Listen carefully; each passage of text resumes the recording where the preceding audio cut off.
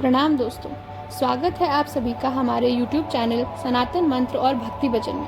आज हम आपके लिए लेकर आए हैं शनिदेव और संकट मोचन हनुमान की दिव्य कथा, जिसका शीर्षक है शक्ति और समर्पण। ब्रह्मांड में जब ग्रहों की चाल बदलती है तो उसका प्रभाव हर चीज पर पड़ता है। शनिदेव को न्याय का देवता माना जाता है, जिनका नाम सुनकर बड़े बड़े देव और असुर भी कांपते हैं।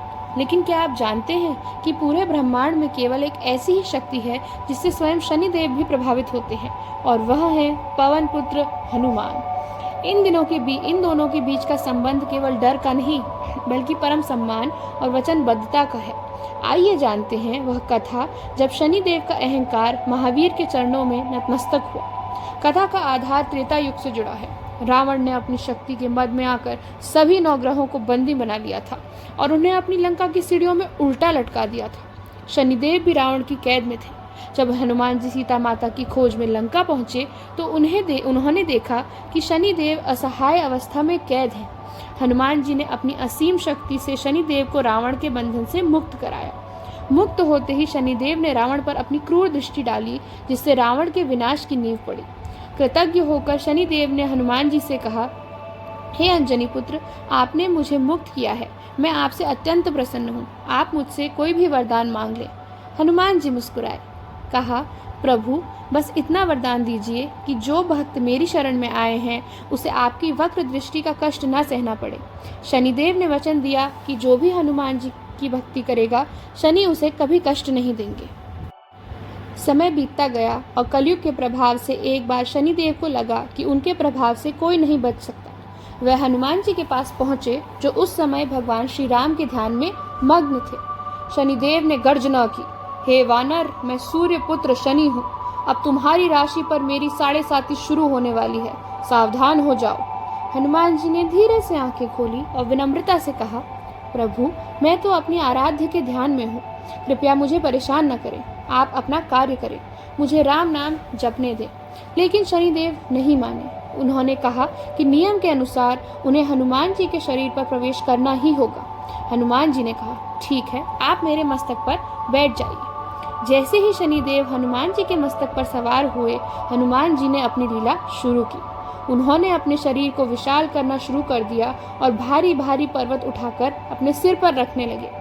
हनुमान जी ने जानबूझकर अपने सिर को जोर जोर से खुजलाना शुरू किया और पत्थरों से टकराने लगे। शनिदेव उन भारी पत्थरों और हनुमान जी की शक्ति के बीच दबने लगे। वे चीख उठे, हनुमान, मुझे छोड़ दो, मैं दब रहा हूँ, मुझे भारी पीड़ा हो रही है। हनुमान जी ने पूछा, प्रभु, अभी तो 7.5 शुरू हुई है, इतनी जल्दी क्यों घबरा गए? अंत में शनिदेव ने अपनी हार मान ली और क्षमा मांगी।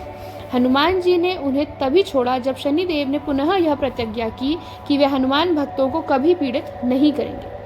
जब शनिदेव हनुमान जी के भार से मुक्त हुए तो उनका पूरा शरीर चोटों से लहूलुहान था। उन्हें अत्यंत पीड़ा हो रही थी। तब दयालु हनुमान जी ने शनिदेव के घावों पर सरसों का तेल लगाया। तेल के स्पर्श से शनिदेव की पीड़ा शांत हो गई। तभी से यह परंपरा चली आ रही है कि शनिवार के दिन शनिदेव को सरसों का तेल चढ़ाया जाता है। शनिदेव ने कहा था, जो भक्त शनिवार को मुझे तेल अर्पित करेंगे और हनुमान चालीसा का पाठ करेंगे, उनके जीवन के सभी अंधकार और कष्ट मैं हर लूंगा। यह कहानी हमें 2 बड़े संदेश देता है। अहंकार का पतन। शनिदेव न्याय के प्रतीक हैं, लेकिन जब उन्हें अपनी शक्ति पर गर्व हुआ तो भक्ति हनुमान जी ने उन्हें सही मार्ग दिखाया। भक्ति की शक्ति।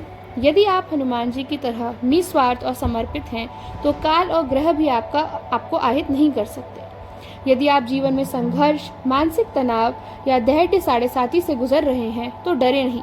हनुमान जी की शरण में जाएं, सुंदरकांड का पाठ करें या हनुमान चालीसा पढ़ें। जब आप राम भक्त हनुमान के सामने सिर झुकाते हैं तो शनिदेव आपके मार्ग के कांटे हटाकर आपके रक्षक बन जाते हैं। बोलिए, पवन पुत्र हनुमान की जय। न्याय प्रिय शनिदेव की जय। कवन सो काज कठिन जग माही, जो नहीं होई तात तुम पाही। ऐसे ही सुंदर और सनातनी वीडियो देखने के लिए हमारे चैनल को और सब्सक्राइब करें, वीडियो को लाइक करें और शेयर करना ना भूलें। सियावर रामचंद्र की जय, पवन सुत हनुमान की जय। जय श्री राम।